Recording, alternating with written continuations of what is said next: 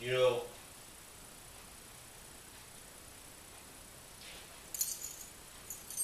growing up between 1986 and 1987, if you were a kid growing up in that time, you always would expect some kind of a movie to be released based on your favorite animated shows or your favorite toy lines. And boy, between those 2 years, did you ever get that kind of thing?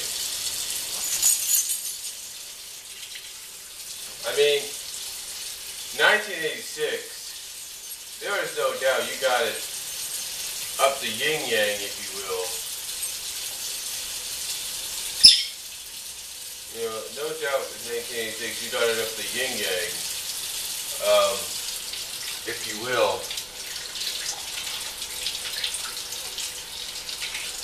Hold on a second.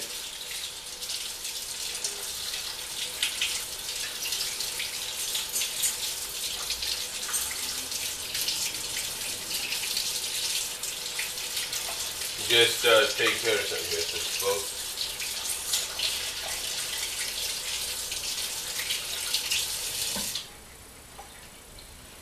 But like I said,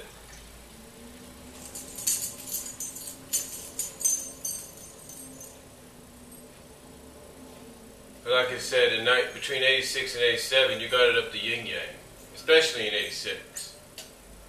In 86, you got not one, not two, but 3 animated films based on toys and shows that you watched.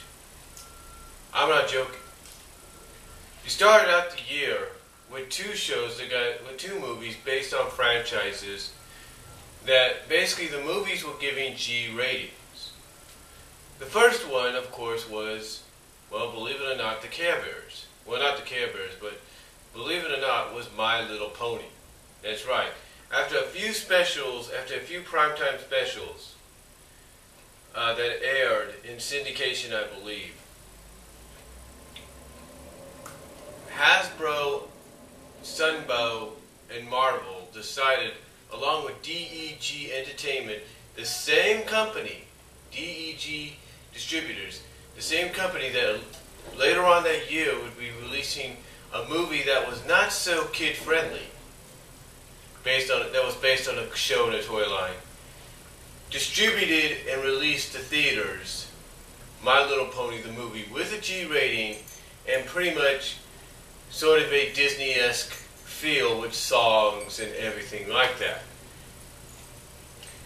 Then, later on that year, you followed it up with Columbia Pictures distributing the Care Bears movie. In other words, Care Bears the movie in theaters, which was based, again, on a brand, a toy line,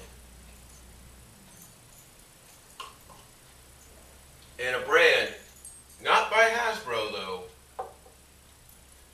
but by American Greetings. But then you round that year up by releasing again, as I mentioned just moments ago, a not so kid-friendly feature-length film edition or adaptation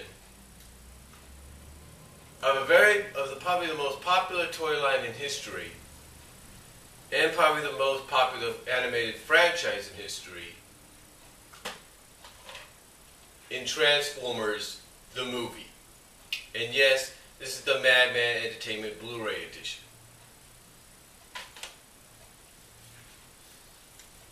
So yeah, here's the same, and what's funny is it was distributed by the same company, DEG, D. Laurinaitis, I think it was D.E. Laurinaitis Group. The same company, DEG Distributors, that earlier that year had distributed My Little Pony the movie, rounded that year up by distributing the not-so-kid-friendly animated feature film adaptation of Transformers. aka Transformers the movie. And this was at a time, according to the commentary, that PG-13 was not around. And if it was just in its heyday. It was just getting started. So yeah, you go from, you're DEG, you're the DEG distributor, movie company distributor, and you start the year out by distributing My Little Pony the movie, a very Disney-esque G-rated family film, kid-friendly if you will. But then on the other hand, you end it later on that year, you round up that year by distributing the not-so-kid-friendly PG, nowadays probably PG-13, Transformers the movie, which was based on the toy line and the animated cartoon. What a year for DEG, right? But also what a year for kids at that time if you were a fan of all these shows and all these brands. I know my sisters were fans of My Little Pony. I watched it a few times and stuff, so heck, I even got the freaking first season box set by Rhino Entertainment. What does that tell you? So my sisters were fans of them. I guess as kids, we were all fans of Care Bears. And me especially, I was a fan of Transformers, so it was a great year in 1986 to be a kid, because you got to, if you were lucky enough, and if you were able to, you got to go to the theaters, maybe even the drive-ins perhaps, and see your favorite animated shows, your favorite brand, your favorite toy line come to life in glorious feature-length animated form on the big screen. If you were one of those fortunate enough to go see it. Me, on the other hand, I never got to see any of those in theaters. One, because, well, I was just turning 7 years old, and at that time, my family pretty much felt that I probably wouldn't be ready to watch something like Transformers the movie in theaters, because I've mentioned before, and you can actually listen to this kind of a audio podcast-like video I did called, where I kind of talk about the 30-year anniversary in my own personal experience. Pretty much at that time, I believe my parents, I don't know if my dad, my mom, or somebody, heard that the movie was very violent, and that there was basically violent, and that it probably wouldn't be my cup of tea, or even if it was, I wouldn't be able to handle it in theaters. Because as they say in several commentaries on the 20th anniversary, and I don't know if they mention it on this one, basically a lot of parents took their kids, mostly mothers I would believe, took the kids right after the first death scenes, if you will, of the Autobots, Ironhide, Ratchet, Prowlin, and Brawn. They pretty much took them and left the theaters, or if they were taking them to the drive-in, they pretty much started up the car and zip, there they went. Or even after Optimus Prime died as well. But anyway, I never got the chance to see it in theaters. I had to wait until later on the following year to watch it on VHS, and I was very fortunate to be one of the very first, if not the very first, kid, if not my family, I guess you could say very fortunate to be one of the first, if not very first family in Hayward, California at the time, to watch the movie when it first officially came to VHS.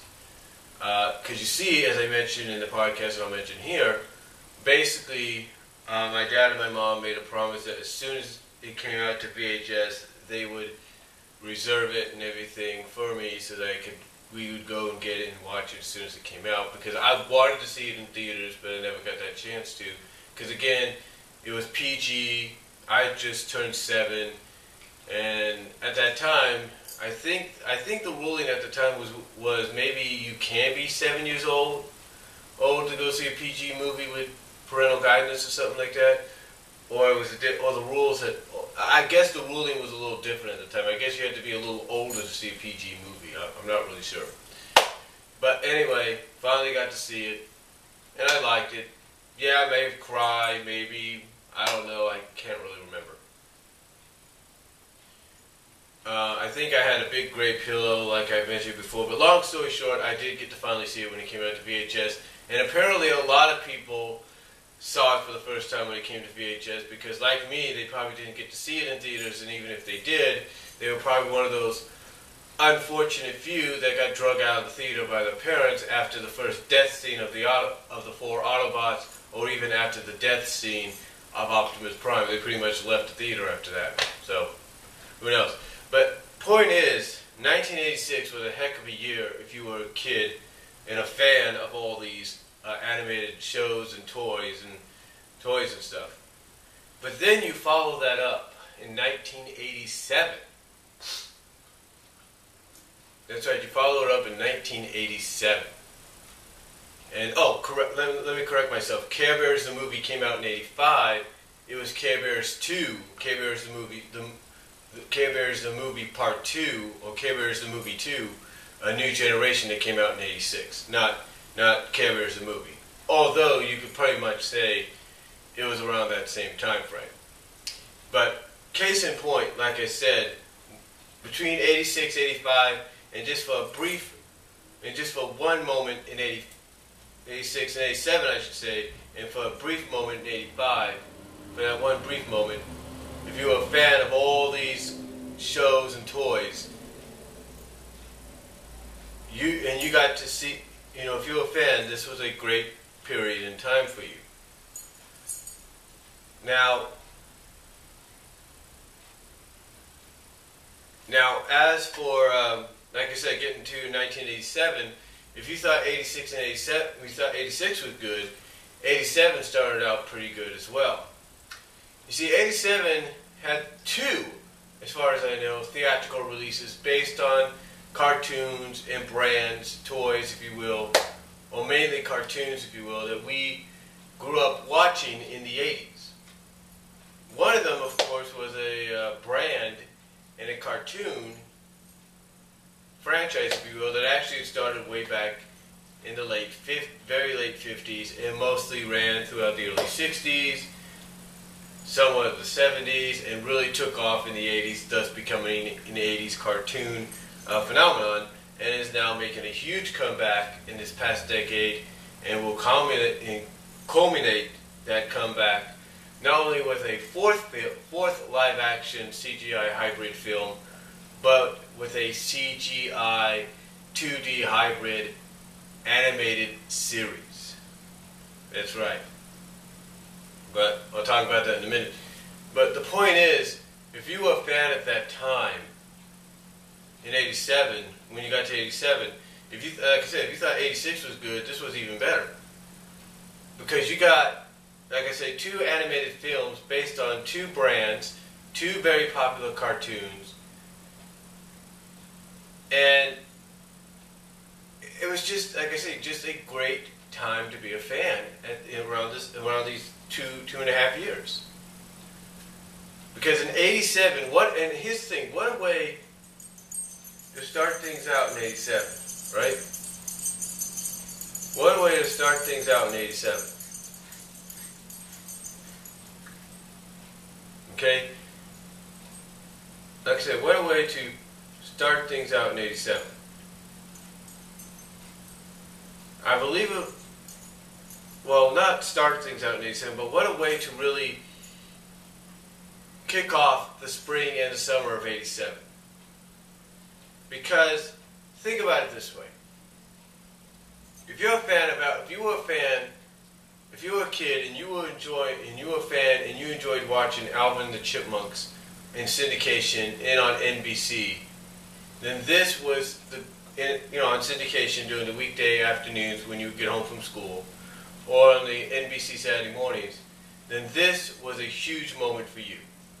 Because I could pretty much tell you right off the bat, and I remember this very clearly, almost every day in syndication, and then every Saturday before this happened, before it came out, there would be previews every day, maybe once or twice, and maybe once or twice every Saturday, of the Chipmunk Adventure, thus aka Alvin and the Chipmunks, the movie. Yeah, Alvin and the Chipmunks, the animated movie, the Chipmunk Adventure. There would be previews, little TV spots here and there. I think maybe they had one theatrical trailer shown on the television at one point, I'm not really sure. But you had TV spot after TV spot after TV spot advertising the theatrical release of the Chipmunk Adventure. And I can tell you this honestly. As a kid, this was like sensory overload for me. I mean, here I was, I think it was just around this time that I just finally got to watch Transformers the movie on VHS for the first time. I had just seen Transformers the movie for the first time. Now all of a sudden, here comes these TV trailer spots, or these TV spot trailers for the Chipmunk Adventure, aka Alvin the Chipmunks, the animated movie. And I'm looking at this, and I'm like, oh my God. Well, that wasn't really my expression, but I was just like, as a kid, like I say, sensory overload almost. Because the previous year, if you're a kid like me, you had 3 movies based on things you watched as a kid and were a fan of as a kid. Then the following year, here you basically start out, I think around spring or summer, with these TV spots advertising another movie based on something you're currently watching. Again, sensory overload. And of course, just like with the Transformers, even though this movie was rated G, which was the Chipmunk Adventure, my parents waited until it came out to VHS for all of us to see it. So that's how I first saw it as well. But then, later on that year, around the summer or fall or somewhere between that time frame, I can't remember, between the spring and the summer, I'm looking at the TV guide, because I always used to read the TV guide and stuff as a kid, just to see what was on. And all of a sudden I'm looking, and on a Friday evening, I can't remember, like I said, it was during the spring or the summer in '87, or even the fall. I'm not sure if it was the Labor Day weekend or what, if it was during that fall, if it was during the fall, or if it was during the summer. Like I said, I can't remember the time frame, but I remember opening up the TV guide and looking down one Friday evening, and it said between 8 and 10 o'clock, G.I. Joe the movie. And I'm like, huh? I said, when did this come out? I'm like, when did this movie come out? I didn't see no advertisements for it coming to theaters. I never seen. So basically, I tell my folks about it, my family about it. We tune in the night it comes on, it premieres, and sure enough, it's G.I. Joe the movie. It's got this all-star cast of Don Johnson, Burgess McGrease, the guy that played the Rocky's trainer in Rocky, or Sylvester Stallone's trainer in the first few Rocky movies. So, and of course you had Sergeant Slaughter, but all of a sudden here's this movie just premiering the blank out of nowhere. And yeah, I watched it and I enjoyed it. And just like with Transformers, it was darker than the original series. It was darker, it was more violent at times, because you had Joes getting injured, you had Joes getting stabbed, you had Joes getting mummified. You had Joes getting basically knocked out, injured, stabbed, like I said, with a snake, mummified in these basically mummified, cocooned let's just say it, mummified inside these vines. You had this new force based around which you find out is the origin place of where the origin birthplace of Cobra Law, and it's like, what? And you don't find out till later on.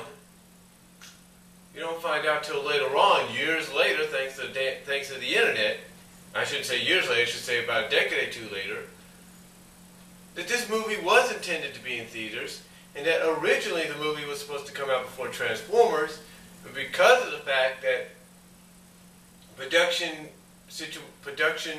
reasons and stuff like that caused it to fall back a little bit, and thus caused Transformers to go forward and be the second one in theaters. It was like, whoa, and then to top that off, later on, you go to a Blockbuster, and I think this is when Blockbuster was really starting to get its foot in the door, or any video store you would rent at, and there would be the Kids Classic Home Video release of G.I. Joe the movie. And yeah, I rented it several times. I'm not lying. But the point is, folks, when this movie came out, it was a surprise to me, and I'm sure it was a surprise to anybody when it first came out, when it first premiered in television. Because none of us knew it was coming. None of us. And yet, here it was. And like I said, years later, decades later, you find out that originally it was supposed to be a theatrical movie, that it was supposed to go before Transformers, but because of the production reasons and stuff like that, the behind-the-scenes reason, it got pushed back, and Transformers went forward. And then you find out all these other things about it that you didn't know, like originally Duke was supposed to die, but because of the backlash of Optimus dying, they had to change it to where Duke went into a coma. And it's like, holy smokes. And then again, you have several scenes, even though they weren't as violent, as what you saw in Transformers, you still had several scenes of some established G.I. Joe characters from the first few seasons basically getting injured or knocked out of action. In other words, the equivalent of basically killing off the character or writing the character off, if you know what I mean. So that, to me,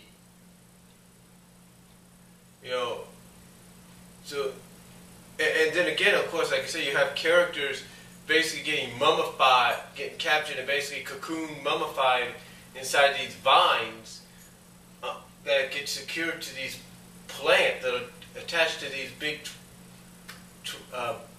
trees, if you will. And it's like, okay, whatever. The only positive I think anybody would look at it compared to Transformers is all the established Joe characters that basically got knocked out of action, a majority of them, with the exception of maybe 2 or 3. Basically about 3 of them, with the exception of 4 of them. You had all the other Joe characters that got captured, mummified, cocooned, knocked out of action for a little bit, basically come back and kick some booty in the end.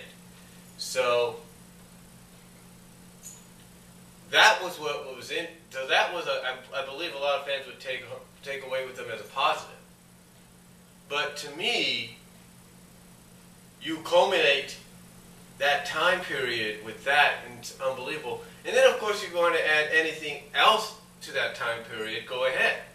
You had the compilation movie, Heathcliff the movie, which was basically the Dick Entertainment version, or Dick Entertainment answer to the Looney Tune compilation films. You had that with Heathcliff the movie. You had Rainbow Bright, the Star Stealer. So you had a decent share. And if you were a kid at this time, it was, like I say, sensory overload. It was sensory overload. So, to me, between 86 and 87, and somewhat, I'll just put it this way, somewhat, between the later half of 85, and mostly throughout 86 and into 87, it was a great year to be a fan of these animated shows and properties, because you got to see them make their big screen debut.